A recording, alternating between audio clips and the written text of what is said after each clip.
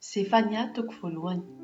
Ny teny Tompo izay tonga tamin'i Zefania, zanaky Kôsy, zanaky Gedalia, zanaky Amaria, zanaky Ezekia, tamin'ny andron'i Josia, zanaky Amona, mpanjakan'i Joda.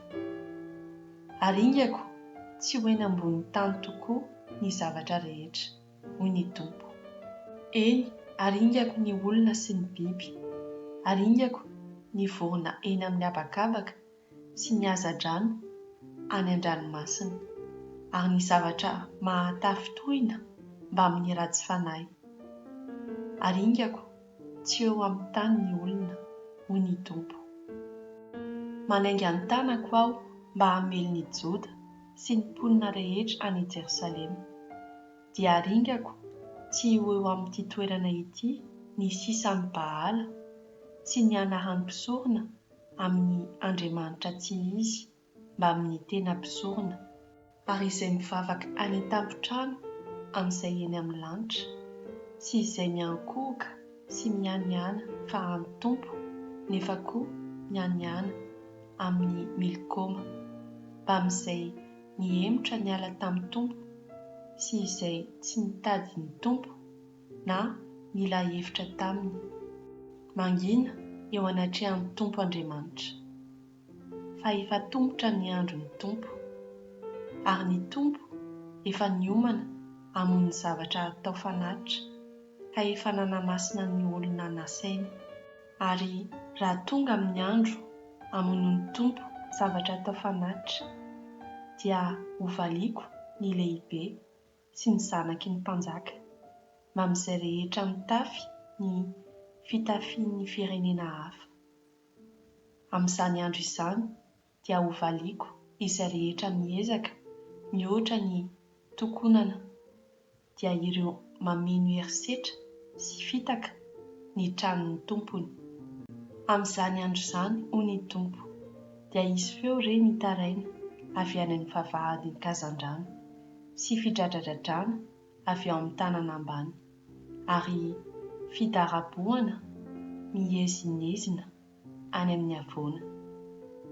Midradradradra ianareo mponina ao a Makitesy, faringana avokoa ny mpivary mandeha rehetra. Eny, landringana izay rehetra nivezatra volafotsy. Amin'izany andro izany dia hotsoloviko amin'ny jiro i Jerosalema.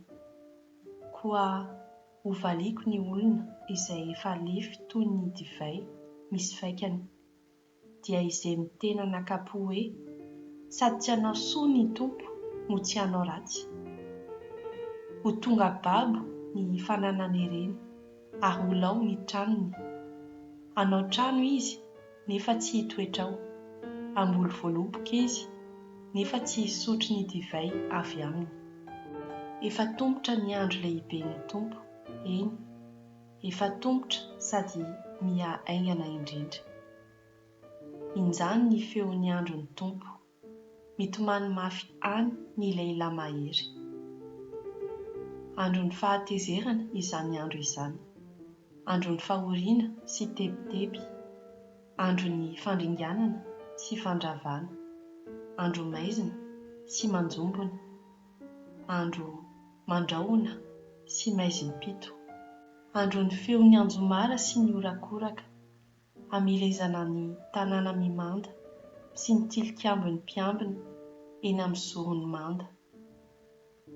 Ampahory ny olona aho, andeha toy ny jamby izy satria efa nanota tamin'ny Tompo, ahely toy ny vovoka ny rano, ary ho toy ny fako ny fatiny. Na ny volafotsiny na ny volamenana dia samy tsy ahavonjy azy amin'ny andro fahatezeran'ny Tompo, fa ny afon'ny fahasarom-piarony no andevonany ny tany rehetra, fa fahafonganana tena mahatsiravina no ataony amponina amin'ny tany.